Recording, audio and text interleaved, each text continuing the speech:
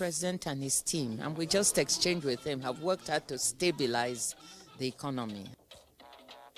Director General of World Trade Organization pats federal government on the back for outcomes of viable economic reforms.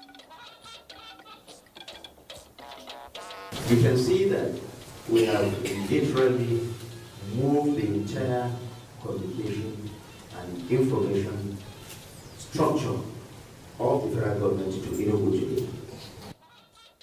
Infrastructural development policy of federal government key to national development, says Information Minister as he tours Southeast.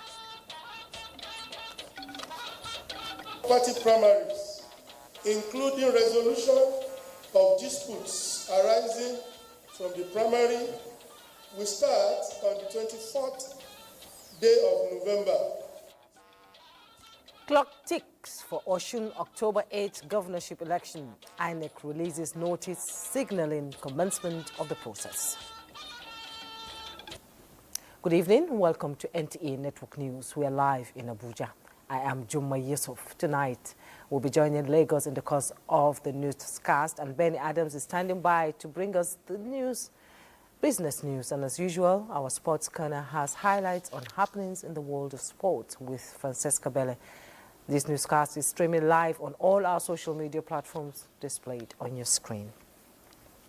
Now, World Trade Organization WTO's Director General Ngozi Okonjo-Iweala has commended Nigeria's government for the outcomes of various economic reforms embarked on and now leading to stability in the economy.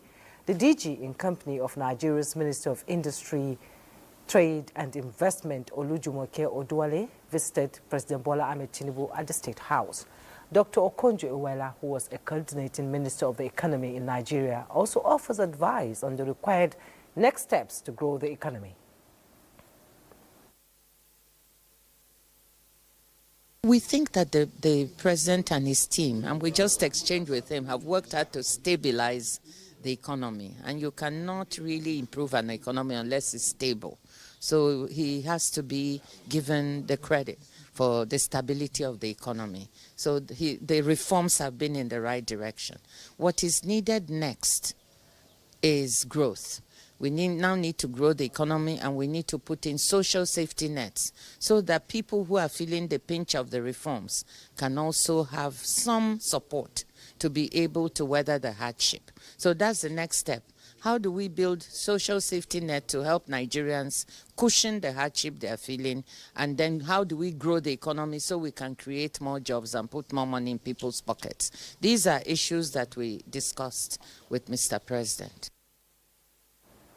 The head of the World Trade Body appreciated the President and First Lady Oluremi Tinubu for the Women Exporters Fund just launched in Abuja to support women through economic hardship. Nigeria competed and won. One of 4 countries that won globally to be part of this new initiative. We had 67,000 Nigerian women who applied for this, and 146, can you imagine, 67,000, 146 won, and they are going to have money disbursed directly to them. 16 of them won what we call the booster track. Those who already have businesses, but their businesses will be scaled up.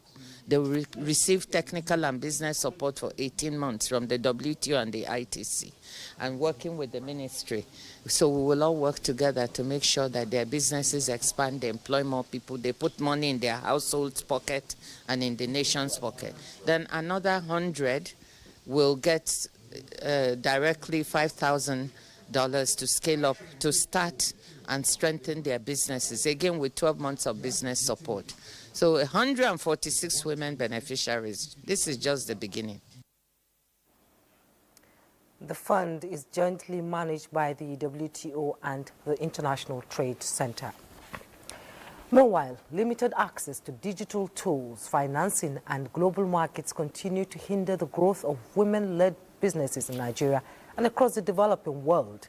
Alika Okpanachi Arua reports that the World Trade Organization is addressing this gap through the launch of the Women Exporters in Digital Economy Fund, a global initiative aimed at closing the digital trade divide. For many women, this could be a turning point on leveraging technology to drive export growth and economic inclusion. According to a recent report by the International Trade Center, ITC, women make up less than 30% of global digital exporters, underscoring a significant gender gap in cross-border e-commerce. To bridge the gap, WTO Director General Dr. Ngozi Okonjo-Iweala has launched the $50 million Women-Led Exporters in the Digital Economy wide fund, aimed at empowering women-led businesses to expand their digital exports. It's an inter-ministerial effort with policy supporting the women and making sure that the infrastructure is available for them to thrive. The fund offers 2 tiers of support: the Discovery Grants, up to $5,000 for early-stage businesses exploring digital trade, and the Booster Grants, which is up to $30,000 for more established businesses ready to scale internationally. Wide Fund is about unlocking the immense potential of the SME, particularly the women, who account for a significant percentage of SME in Nigeria. With the right support, which they're getting, we can drive innovation, create jobs, and accelerate our nation's economic growth. You are going to deliver, Mr. President's $1 trillion economy by 2030. I urge all stakeholders present, governments, financial institutions, and development partners to sustain investment in women-led enterprises. I assure you that Nigerian Customs Service will be ready to work every step of the way with you. Beneficiaries of the fund are already seeing the impact. Jadesola Adejumo emphasized that the grants and digital training will enable her to scale online, reach more global customers, and compete in the international stage. I don't have to rely on family and friends again, traveling abroad to take your product. The WTO and ITC notes that the program will be implemented in collaboration with development agencies, private sector, and local trade associations to ensure meaningful grassroots impacts. In Abuja, Alika Okpanachi, Arua, NTA News. Still on women and youth empowerment, the federal government has announced a new national skills program aimed at connecting 20 million young Nigerians to jobs, training and entrepreneurship opportunities by 2030, with at least 60% of beneficiaries expected to be women. State House correspondent Abdurrahman Jibrila reports that Vice President Kashim Shettima gave the assurance as he assumed the chairmanship of the position of the reactivated board of Generation Unlimited Nigeria. This is the inaugural board meeting of Generation Unlimited Nigeria. Vice President Kashim Shettima described Nigeria's youthful population as the nation's superpower and comparative advantage in a rapidly aging world. The Generation Unlimited board meeting coincides with the International Youth Day 2025, themed Youth Innovation for a Sustainable Future. And this is why Generation Unlimited Nigeria matters. It holds the promise of connecting 20 million young Nigerians to skills, employment and entrepreneurship opportunities by 2030. It is a demand-driven national talent pipeline linking foundational and work readiness training directly to guaranteed livelihood pathways. It is an inclusive model that aims to serve both vulnerable and the job ready, with a target that no less than 60% of beneficiaries will be female. The vision is clear.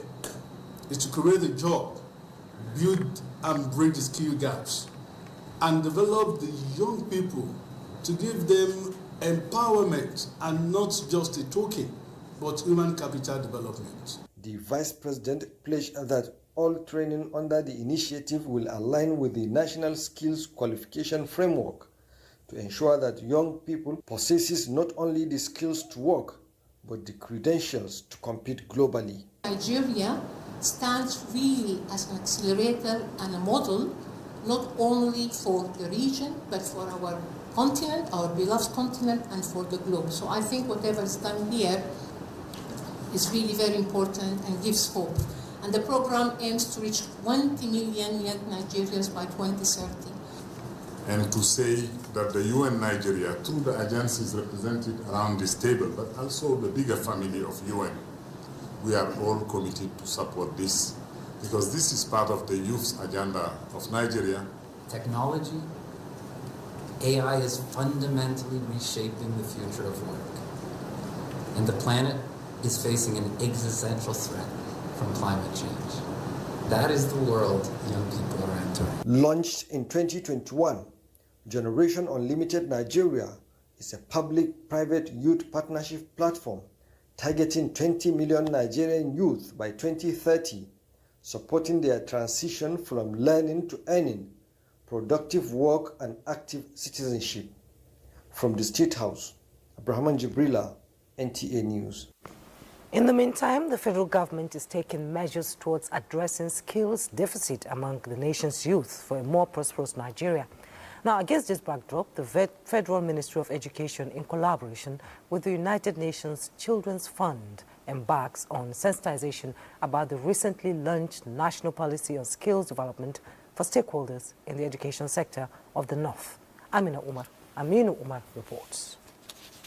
Nigeria is blessed with a vibrant population of young men and women, a demography strong enough to drive the nation towards economic prosperity if only the country fully harnesses its demographic dividends. However, skills mismatch continues to create hurdles, with many institutions producing graduates who are not readily employable. To shift towards a skill-based economy, the federal government earlier this year launched the National Policy on Skills Development. And now it's time for action as commissioners of education and other stakeholders gather to chart the way forward. So you see, the bulk of the students are at the subnationals in the states. So we are going to domesticate this policy and see how it works, especially that most of these states have one type of policy on skills. The knowledge we acquire here, we also ensure that we are going to scale it down to our teachers. We need to look at how can we build the capacity of the teachers to understand the policy and to be able to deliver on its commitment. To ensure timely implementation, the Minister of State for Education, Professor Sueba Said Ahmad, has directed that progress be closely monitored at subnational levels. The Federal Ministry of Education, in line with the necessary objective, will continue to provide necessary support and guidance, collaborating with you to develop state-specific implementation plans and monitor progress for accountability. The new policy identifies 29 core and secondary skills to be integrated into both formal and non-formal education systems. In Kano, Amin Umar, NTA News. Now, from rising revenues to a stronger naira, Nigeria's economy is showing signs of progress. This is as the federal government says it is doubling down on strategies to make life easier for Nigerians. The Minister of Finance and Coordinating Minister of the Economy, Wale Edu, gave the assurance while updating the media on the state of the economy. Neka Oko reports on key takeaways. Our medium-term goal, well advertised, is to get to 7% annual growth, GDP growth. The minister's update paints a picture of progress, with gross revenues soaring by 37.4% in the first half of 2025 compared to the previous year, and a debt-to-GDP ratio at 38.8%, down from 52.1% after GDP rebasing. And we have ended the unauthorized and above limits funding or by ways and means. The federal government is also increasing revenue allocations to state, with their combined fiscal balance growing from 1.8% of GDP to 3.1%, representing an increase from 2.8 trillion naira to more than 7 trillion naira since mid-2023. We are centralizing and digitizing the revenue collections from the ministries, departments, and agencies, using technology to prevent leakages. In the oil and gas sector, the minister reports that average production for the first half of 2025 was 1.67 million barrels per day, below the budgeted 2.06 million barrels, while crude oil prices also averaged $67, below the $75 benchmark set in the budget. Despite these shortfalls, he says the government is complying with OPEC production quotas. The minister attributed the country's economic growth to a broad-based expansion led by trade, communications and construction. The growth, he said, is expected to be sustained, driven by the government's economic policies and reforms. In Abuja, Nneka Oku, NTA News. For more on the financial sector, let's bring in Benny Adams. Benny Adams, you can take it away from here. Yeah, thank you, Jumai. I'm still talking about the economy. Now, speaking at the launch of the Women Exporters and Digital Economy Wade Fund in Abuja, Dr. Ngozi Okonjo-Iweala says only 45% of Nigerians are connected to the internet, far below the global average of 67%. To this end, the Minister of Communications, Innovation and Digital Economy, Dr. Bosun Tijani, commits to supporting the initiative, noting that women entrepreneurs bring a unique ability to connect product to real-life problems. Just as the Minister of Women Affairs, Iman Suleiman Ibrahim, says, with women, the $1 trillion economy is a reality. This is just the beginning. Nigerian women are entrepreneurial, they're phenomenal, and we give them all the necessary support to ensure that they don't only support the emergence of the $1 trillion economy, but globally we export not just the trade, but also our cultural influence. Now talking energy, oil prices climbed on Thursday as investors remain cautious. The U.S.-Russia summit on Ukraine on Friday will lead to a loosening of Russian crude sanctions and may even result in further action against buyers. Brent crude futures were up 24 cents at $65.87 a barrel, while the U.S. West Texas Intermediate crude futures rose 21 cents to 62.85 cents. Let's take a look at other commodities in the market at this time.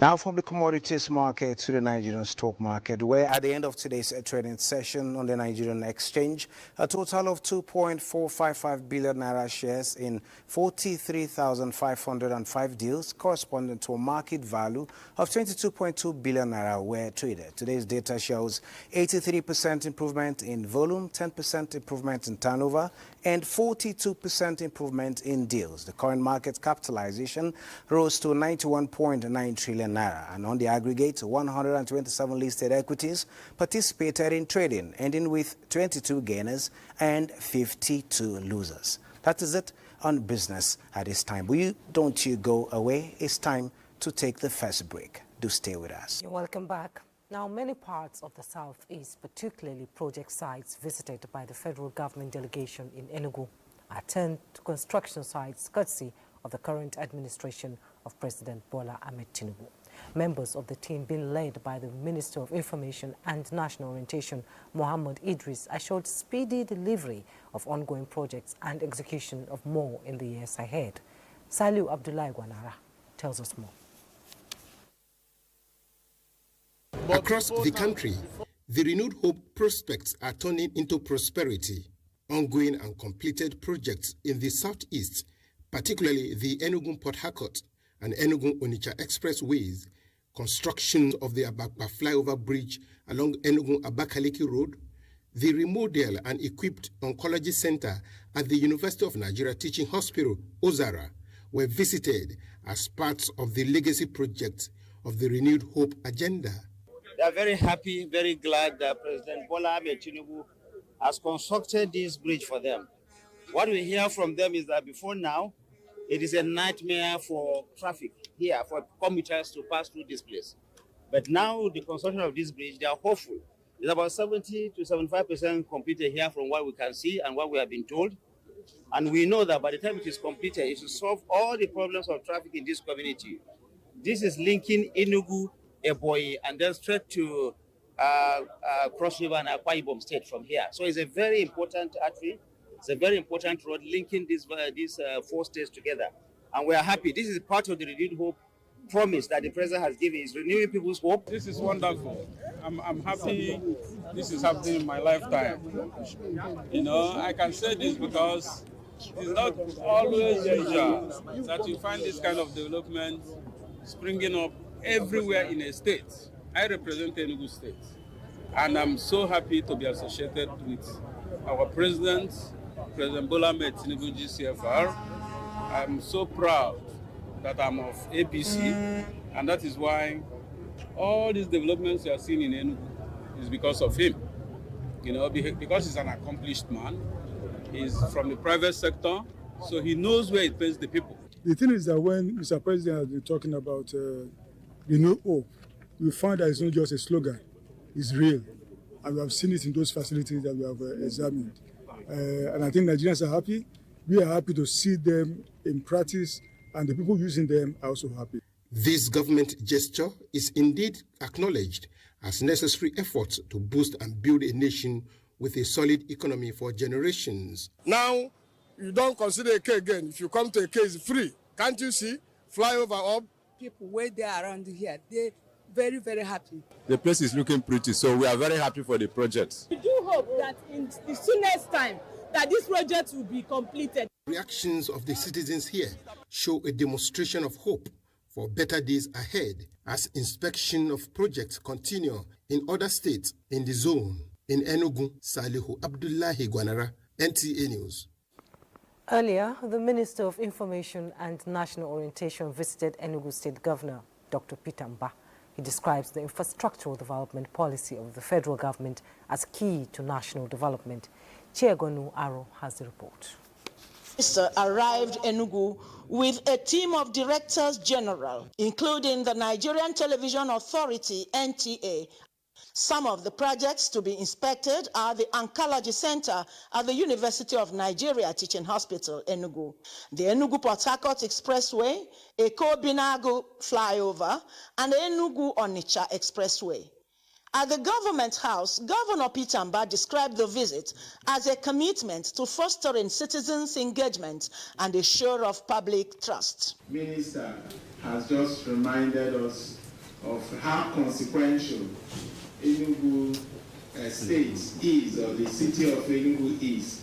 And it is indeed true that you cannot talk about the history of Nigeria without copious mentioning of Enugu State.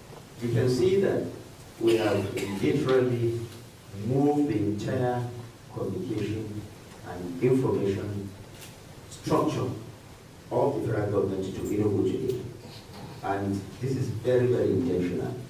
The minister, who extolled the giant strides of Governor Mba in infrastructure, commended his zeal in keying into the presidential commitment to distributing infrastructure across the nation. Some of the directors general expressed optimism in meeting up with the president's agenda in human and infrastructural development. In Enugu, Chiegonu Aro, NTA News. Still in Enugu, the Minister of Information and National Orientation and leader of the federal government delegation on tour of projects in the Southeast says at the end of President Tinubu's first term, the benefits of the ongoing reforms will be clearer as the federal government remains committed to transparency, accountability, and delivering the dividends of democracy to all Nigerians.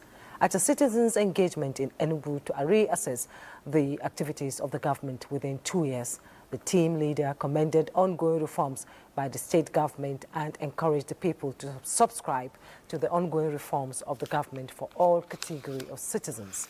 Government successes in security, national integration, and youth engagement were highlighted. Traditional institutions, women and youth groups participated in the citizens' engagement that is being replicated across the country. Now let's bring you up to speed with other news as the federal government has reiterated its commitment to sustaining policies and incentives that will ensure Nigeria remains an attractive destination for energy investments. Minister of State for Petroleum Resources, Oil, Senator Henneken Lapobri, gave this assurance during an inspection inspection of the NMPC joint venture facility in Delta State. Let's take a listen to Lydia Sampson's report. The Bobby reiterates that since President Tinubu's assuming office, things have changed in the oil and gas sector. Sincerely believe that we can only grow production, if we have sustainable investments. And as government asks is to give you, the best incentives as possible, to enable you to make those investments that will lead to sustainable growth in the volumes that, we require.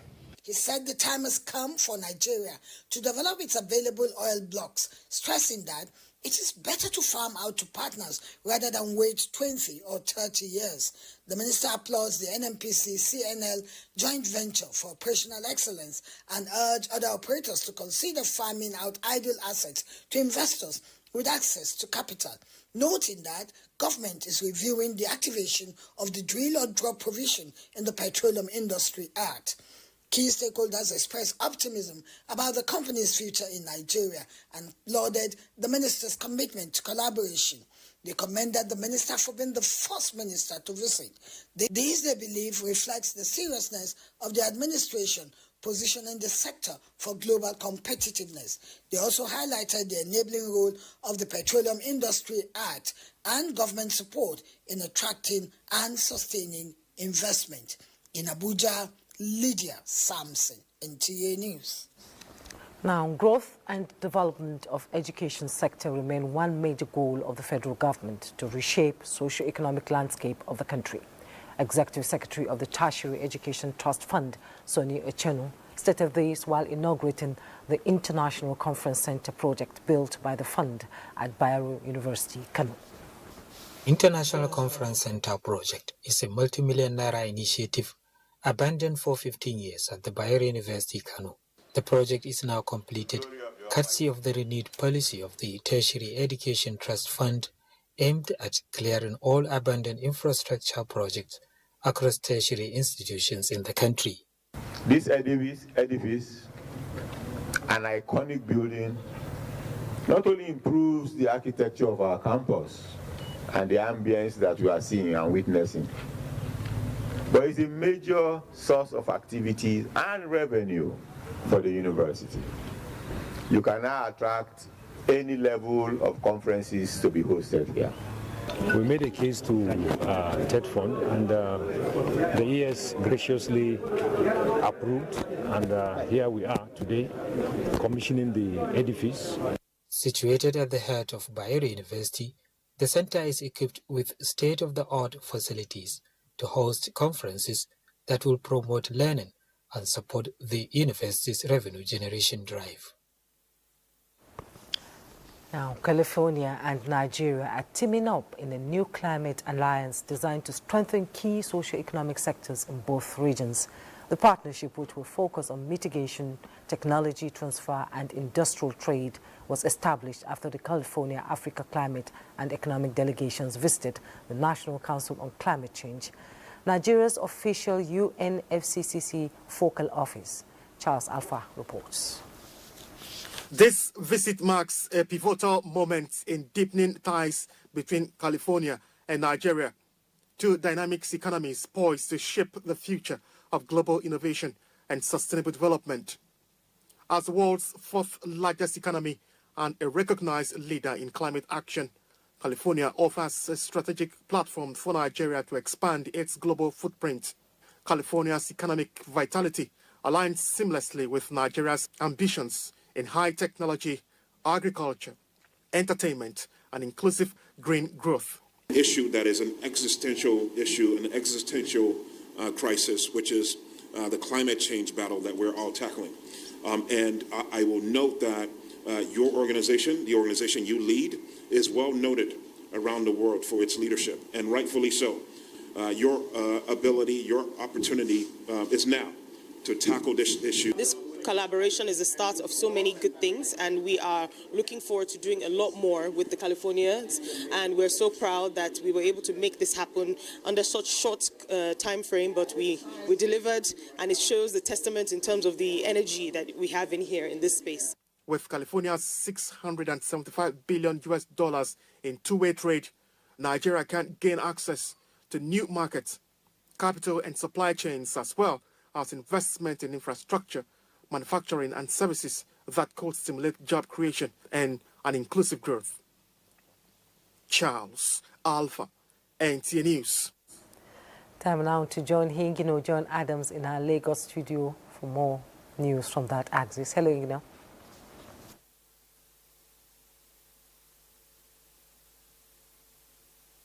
Thank you, Jumway, and welcome to Lagos.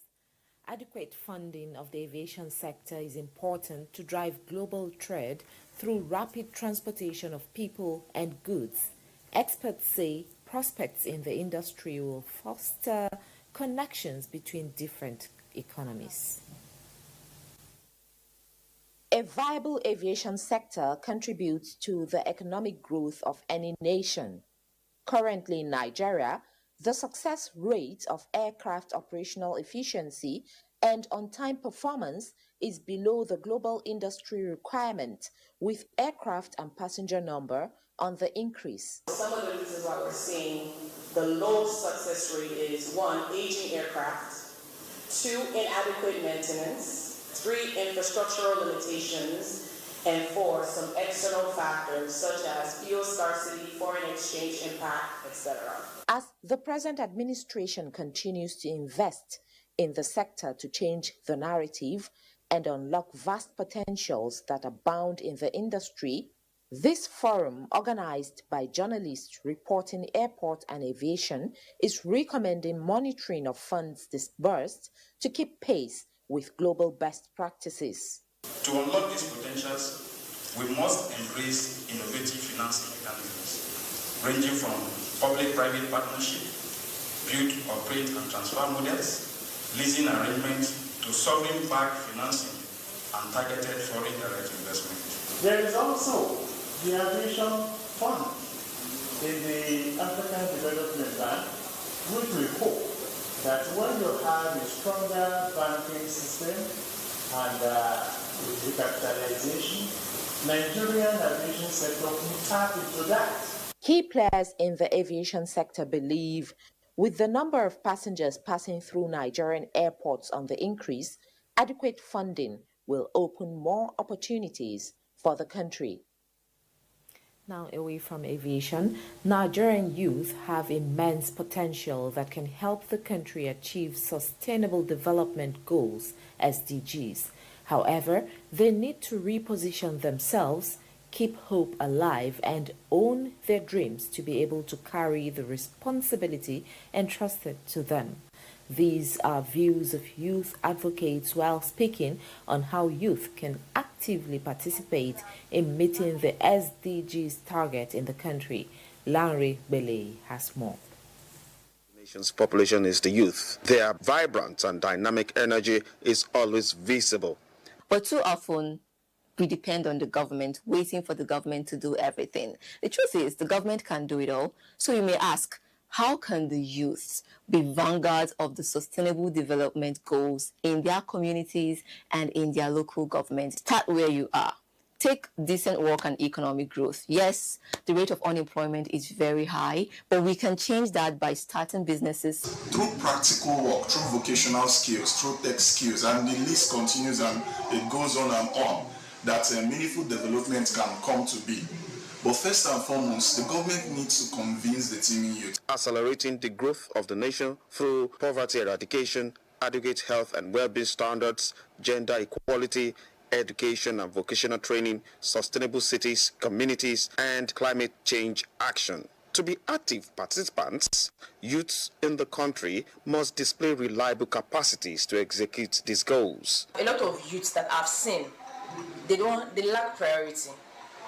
Most of them are just busy following trends. They don't know how to prioritize and focus on the things that matter, on how to build their own selves. You are 18, you are 19, you are 21, you are 25. You have eyes, you have legs, you have hands, you are not crippled. One of the things of SDG number 1 is no poverty. Now, forget about no poverty in Nigeria or Africa. In your community, in your family, how do you ensure that there is no poverty? Youth advocates state that for them to be positioned as the backbone of the SDG projects, they should be allowed to make decisions on their own, to embark on their entrepreneurial journey and be innovative. In Lagos, Larry Bilayi, NTA News. Those are the reports from Lagos. Network News continues with Jummai in Abuja after the break. You're watching NTA Network News and now talking politics. The countdown to the 2026 governorship election in Osun State has officially begun as the Independent National Electoral Commission, INEC, pasted the statutory notice of election in all 30 local government offices and the Modakeke area office, signaling commencement of the electoral process.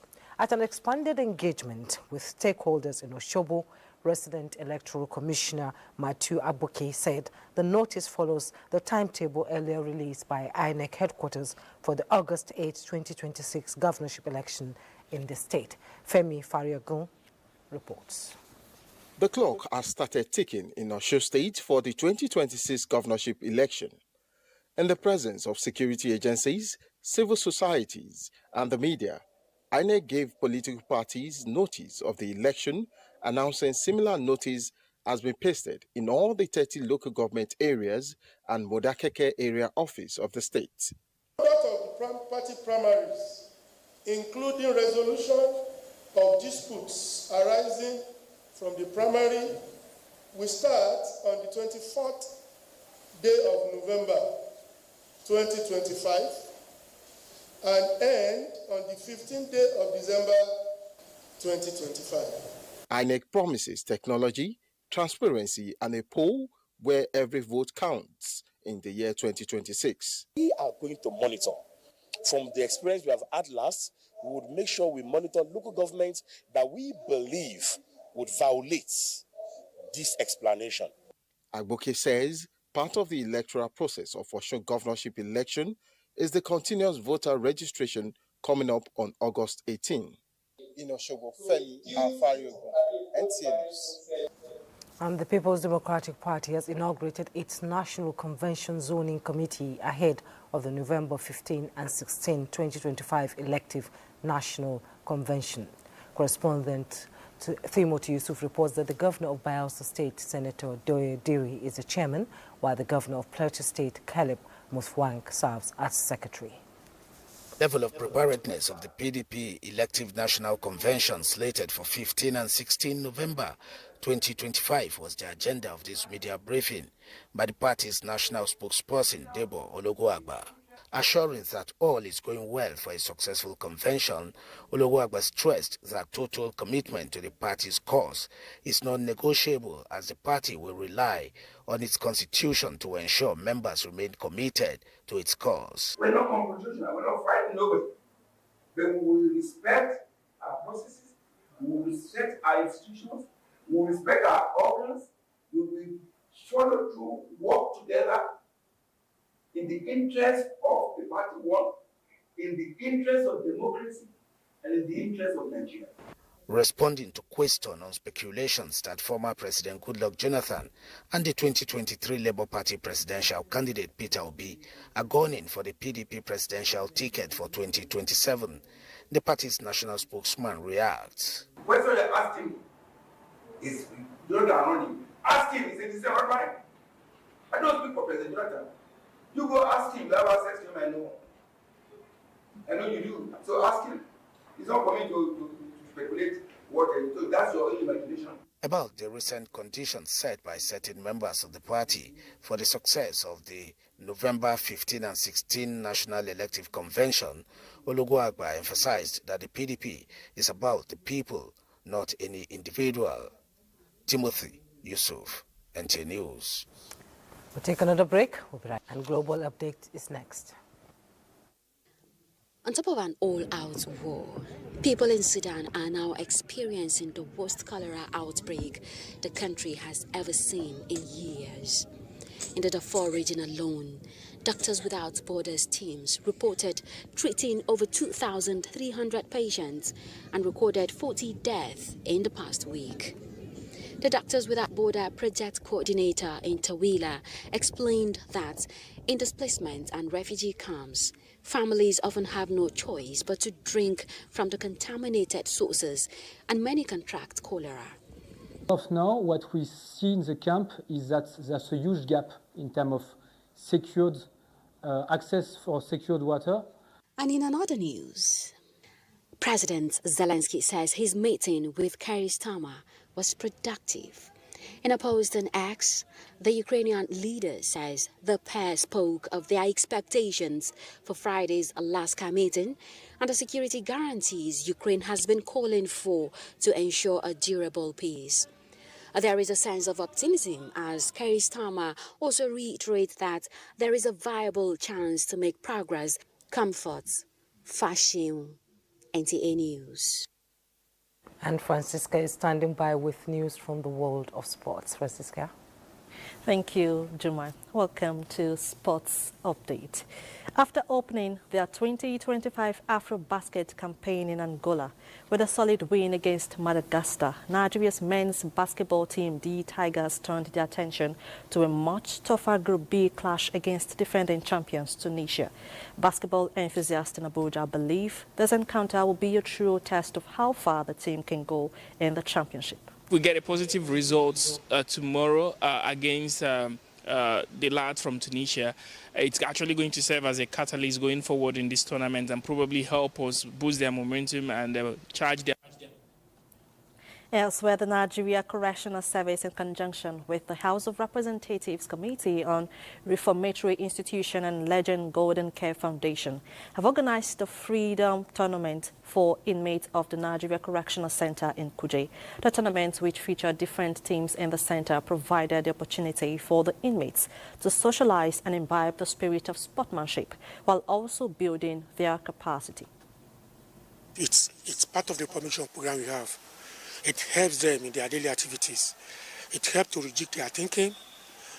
Cooperation is promoted among the inmates, and both their psychomotor domain and other domains are promoted. Sports is a great tool for rehabilitation, and that is why we have introduced it to the inmates. It helps them to build leadership skills, how to set up a team. It has processes, and when they are able to carry on with these processes, it builds their capacities as well.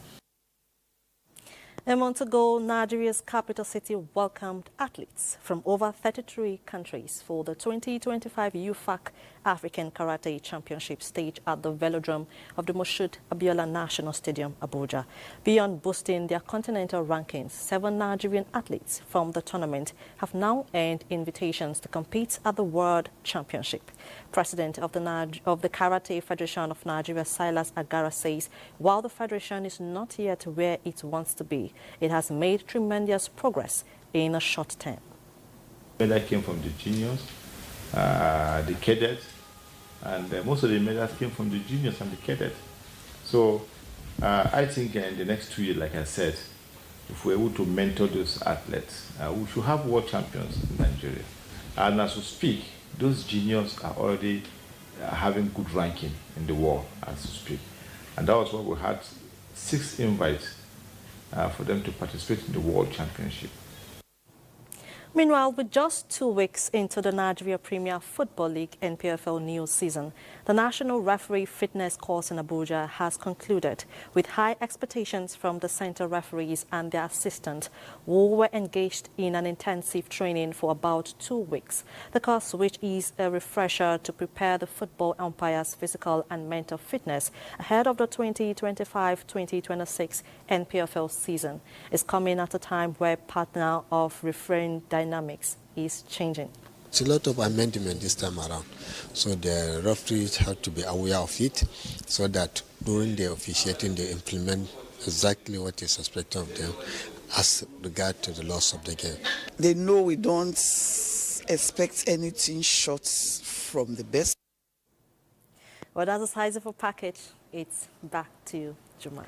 Thank you, Francisca. And weather update is next. Hello, nice to have you with us once again. Social media is awash with images and videos of rivers and streams bursting to the seams as a result of torrential rainfall that we've had in the past 24 hours. Reports of rainfall from our station show us ample rainfall over the northern part of the country, exceeding 20 millimeters of rainfall. We recorded 140 millimeters from Maiduguri in Borno State, which was the highest, 44 from Sokoto, while we had 53 from Bauchi. As we move into Friday, we do not expect this trend to change that much, as there are prospects of moderate to heavy rainfall over the northern part of the country and parts of the central states. And with rivers levels already this high, it increases the chances of flash flooding along riverine and low-lying areas, with the highest prospect expected over parts of Sokoto, Kebbi into Zamfara, Niger State, parts of Kaduna, the Federal Capital Territory, Kogi, and parts of Nasarawa State. And you may want to stay safe out there. Thank you for watching.